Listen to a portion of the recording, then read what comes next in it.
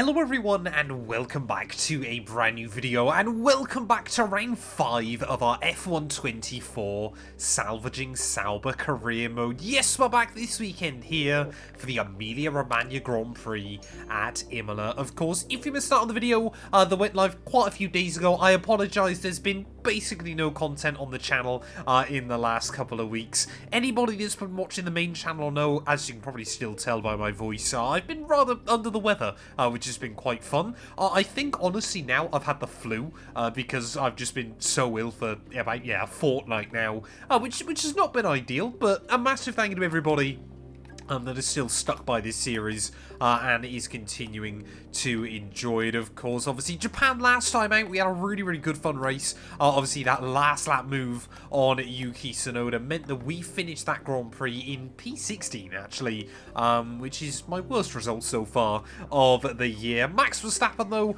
still dominating the way at the front, 33 points clear ahead of Lando Norris there. In every race that those two have finished, they've actually come 1-2, which are rather impressive records so far this year. But yeah, we are down in, I believe, P13 overall in the Drivers' Championship. Still, that 1 point we got in Jeddah, though, leaves us ahead of Williams, VCarb, and Haas in the Constructors' Championship as well. Behind the scenes, we're just trying to get as many upgrades onto the car as we possibly can at the moment as well. So, you know, we're working pretty well.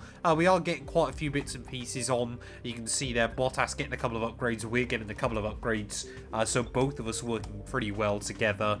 And hopefully all of those will go onto the car before this weekend. Like I said, we're trying to hit 6k subs, so please make sure you hit that sub button. And yeah, let's head out then here to the Emilia-Romagna circuit. Oh, getting a lap hooked up then here at Imola is always quite an impressive feat. Getting it hooked up in Cockpit Cam, though, is going to be just a little bit more difficult. But I'm looking forward to the challenge this afternoon. A bit like Jeddah, this should be a track that we're hopefully going to be a bit more confident on against the AI. It's a track that sometimes they really struggle at, but definitely still in this Sauber car, nothing is ever going to be particularly easy. Despite the amount of upgrades that we're bringing on, we are still on kind of the game's predicted performance. We've still got the slowest car on the grid right now, and probably not helped, of course. I'm so used now to massively upgraded cars on this game that always coming back to this Sauber is quite a challenge anyway, just because obviously you have not got the performance. I mean, this is still the worst car inside F1 24, despite the few upgrades that we have got on it. There is a little bit of understeer and oversteer down through Aqua Minerale. Then you can already see just how far back we are from, I believe that's Lando Norris and Max Verstappen fighting for P1. I just don't want to end up last on the grid again. That's kind of my main goal here. So we make our way down in towards the final couple of corners there. Really attack the curbing through the first part of that double left-hander. Really try and open up the exit as well. Up towards the line. I don't think we're on the back row. P18. It's not fantastic, but it's better than normal. Well, you're top 2 in the World Championship again. You're top 2 on the grid there. Max Verstappen by just 5 thousandths of a second clear of Lando Norris. Ferrari will lock out row 2, though, with Leclerc just ahead of Carlos Sainz. We outqualified Bottas, though, for the first time in this series, and we were just 100th of a second away from both of the Haas cars as well. So I'm actually pretty happy with that time that we've done in qualifying. Now we've just got to try and bring it home in the race. Imola, or to give it its full title, the International Autodrome of Enzo and Dino Ferrari. Enzo, one of the most evocative team creators in history. This place is named for their legacy, and it's a beautiful tribute. 3.1 miles of track at Imola, featuring 19 turns, 9 to the right and 10 to the left. Remember that Imola differs from most other Formula 1 tracks as it's driven anti-clockwise. Let's hope nobody forgets that today. The exit from turn 18 will probably be the setup for many of today's overtakes, leading as it does into the longest straight on the circuit and its only DRS zone. It's time to see how our drivers are stacking up after yesterday's exciting qualifying session. Max Verstappen put in a fantastic lap yesterday and he'll start from pole position, edging out Lando Norris, who'll start from P2. Looking at the rest of today's grid, we have Leclerc, Sainz, Perez, Fernando Alonso, Oscar Piastri, Hamilton, Russell, Stroll, Gasly, Ricciardo, Ocon, Albon, Tsunoda, Hulkenberg, Magnussen, Mr. Monaco, Bottas, and Logan Sargent. Now, it's almost time for lights out, so let's go down to the track.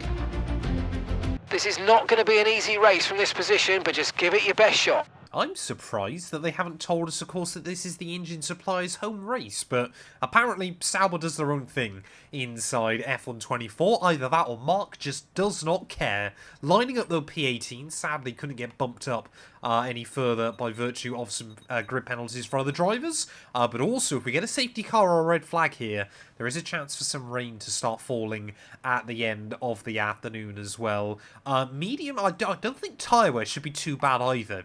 Admittedly, this is a Sauber car, so it might be worse than anticipated, but we could try and therefore actually go over to the softs for the second half of the Grand Prix as well, but I just want to be on the mediums at the start of this one then. There's a lot of cars around us actually opting for the softs. 5 red lights on the grid though, and it's going to be lights out, and away we go here at Imola then. Not off to a particularly great getaway there, as Bottas will immediately try and have a look past us, but a long run down in towards turn 1, and plenty of chaos, well, can unfold there as well, as to the outside of Valtteri, and I believe Kevin Magnussen through turn 1, and look at that, actually we've gained a place through that first corner there, dipping our wheel in the gravel on the exit, so immediately Magnussen will say thank you very much again, but we will not give up on it so easily there, as really trying to get aggressive with the Dane.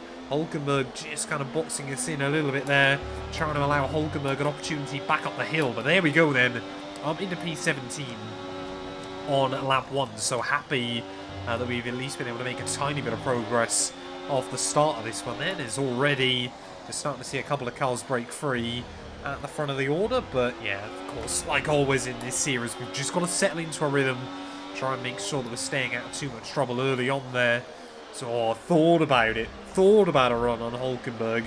That's the other thing I quite enjoy with Cockpit camera. It does genuinely make you slightly less aggressive, I find. Just because obviously it's a little bit more difficult to work out where the front wing is, obviously against those cars in front, so you try and just be a little bit more careful. I personally think like F1 esports and things should be forced cockpit cam.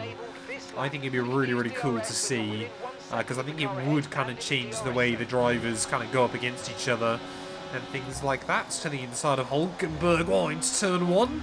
Really wanted to give me a squeeze there, but we will make it through. And there we go, we're up into P60.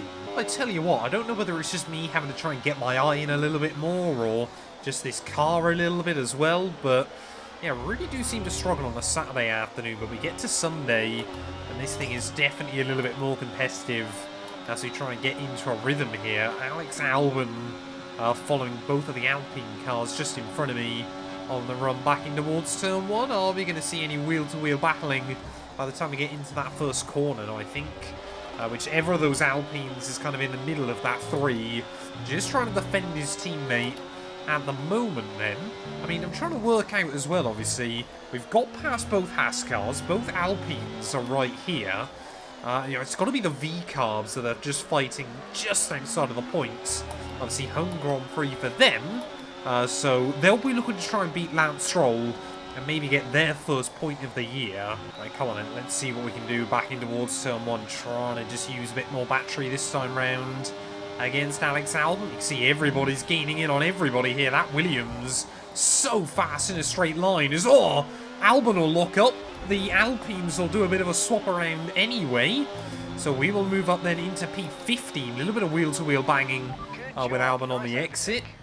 But happy, yeah, that we were able to make the move happen there as well, finding plenty of grip down in towards Tosa there. And actually, I think is that Esteban Ocon? I believe that is. He's on a set of hard compound tyre.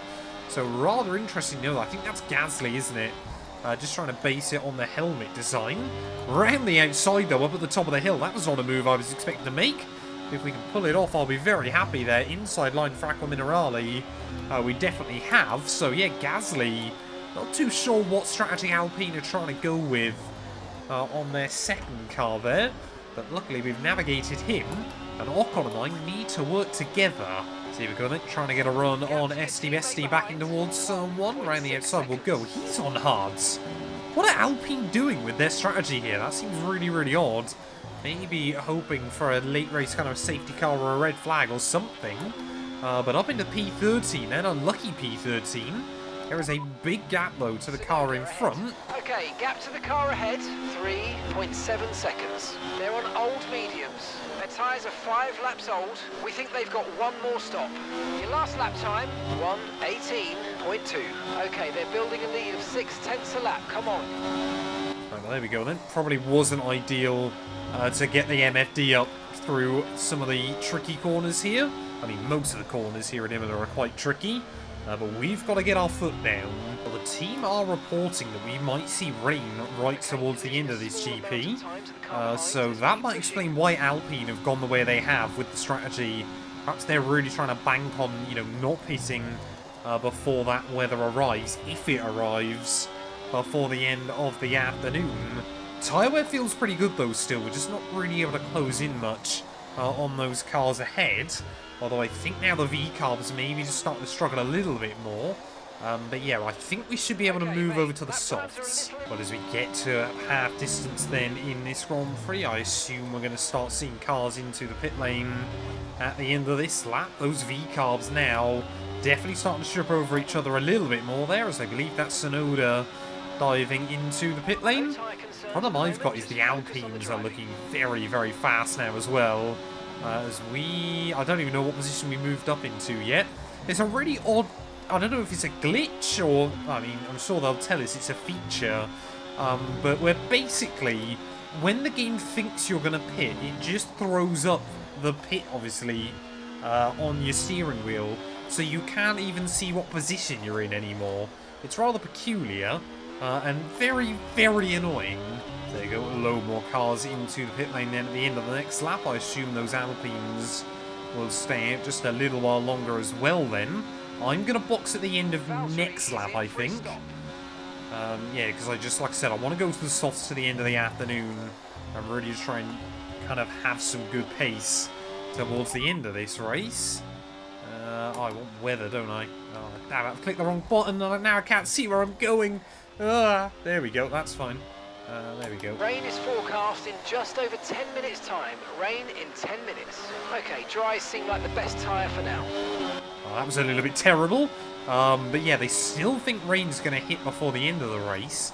But just, I don't think it's going to be enough. Well, I tell you what, this I think has been, for F1 24 standards, a really, really interesting race of strategy so far. A lot of drivers opting for a lot of different strategy calls as into the pits will go.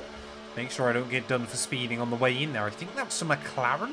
I think that's Oscar Piastri, who's just about going to get out ahead of me then. So that's really, really critical for him in this GP. As into our box we will go, hitting the marks nicely. That was a good pit stop. I'll take that one. We were like P2.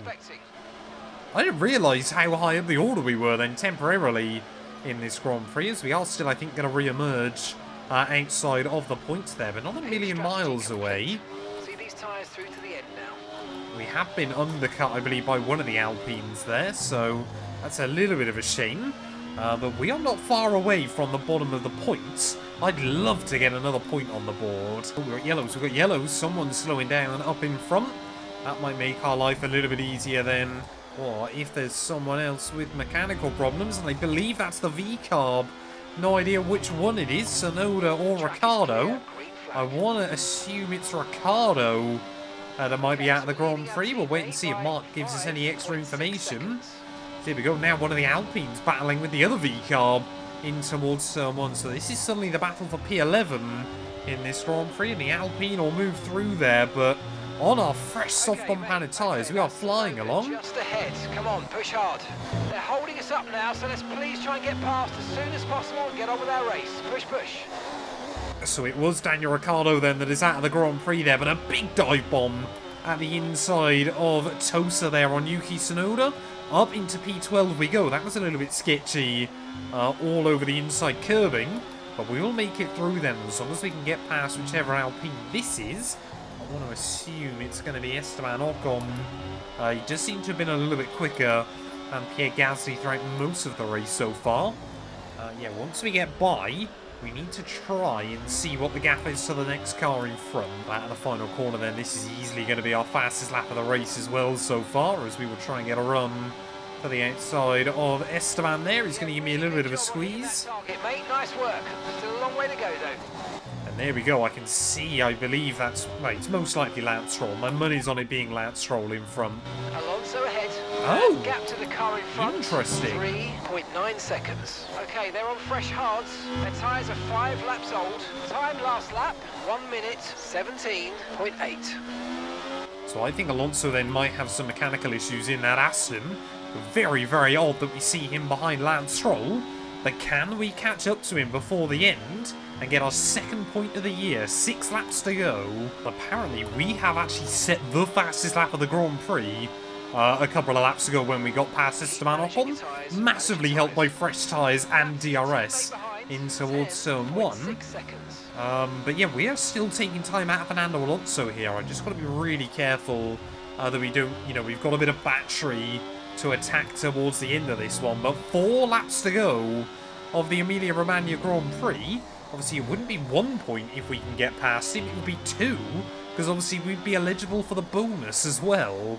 Come on then, 2 laps to go here from Imola. Are we inside the range? Not yet against Fernando here, but our soft compound tyres, definitely, I mean, they still feel quick, but we're certainly not gaining as much on Fernando as we once were. Those ahead of you. Okay, here's the gap that we're trailing the car ahead by. 1.1 seconds. Okay, they're on old hard tyres. Okay, they've done 10 laps on those tyres. Time last lap, 1:18.1. We're gaining by around 2/10 per lap. Keep going. Well, we're definitely still going quicker than the Spaniard in front. As we just now start to see the rain. The rain, yeah, I believe, is beginning to fall here late on in the afternoon. The biggest thing for us is that we get inside that DRS for the run back down towards Turn 1 there. But now things are going to become even more tricky. Don't know if we've actually driven this car in the wet yet inside this game. Yeah, certainly was never going to be enough to sort of force people to gamble over to intermediates right towards the end of this one. There is a little bit of a slip up on the exit of the chicane as well. That might just have given Fernando the breathing room he needs. But I want to believe that we are in the 1 second zone now. 1 lap to go here from Imola then as we try and get the power down out of that final corner. We haven't got the DRS still, so we must have been just outside it against Fernando here. But as everybody now is going to really start struggling for grip on this last lap, are we going to be able to do anything to continue closing in on the Aston Martin, or is it just going to be too little too late here? You can still see a huge train of cars just in front, but everybody now is just basing this all off their wits. And I mean, there aren't many Formula 1 drivers, well, even half as intelligent as Fernando Alonso behind the wheel of a Formula 1 car, never mind as intelligent as the Spaniard there. As up through the top of the hill we go. One final time there. We are still just trying to cling on to him. But I just feel that Aston Martin, his tyres, he might have enough to hang on. Really nice run though through Aqua Minerale. Finding the grip where we needed it there. Up in towards the chicane. One final time. We are still closing in on Alonso there. But again, another slip up on the exit as we try and put the power down. 2 more corners to go here from Imola. I just do not think we're going to have enough time as we try and shut the car through. Fernando's got no battery left though. We just dip a wheel on the gravel though out of the final corner. Agonising. It is P11. Heading to the top step once again. Max Verstappen takes the win.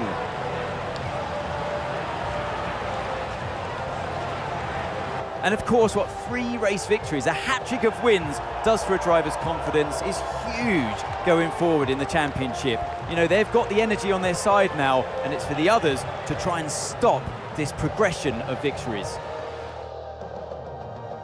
Red Bull put up an outstanding fight for the front position today, and it's great to see it paid off for them. They do so much for the sport that you can't help but be delighted by today's race win.